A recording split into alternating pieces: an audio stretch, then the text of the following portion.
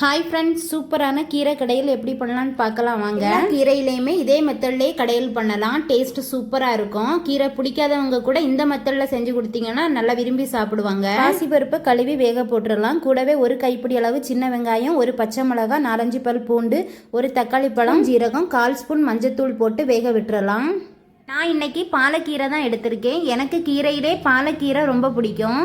கீரையை நல்லா கழுவி கட் பண்ணி எடுத்துக்கலாம். கட் பண்ணி வச்சிருக்க கீரையை நம்ம வேக வச்ச பருப்போடு ஆட் பண்ணிக்கலாம். கூடவே தேவையான அளவு உப்பு, 1 ஸ்பூன் குழம்பு மிளகாய் தூள் போட்டு நல்லா மிக்ஸ் பண்ணிட்டு வேக விட்டுறலாம். ஒரு 5 மினிட்ஸ் தான்.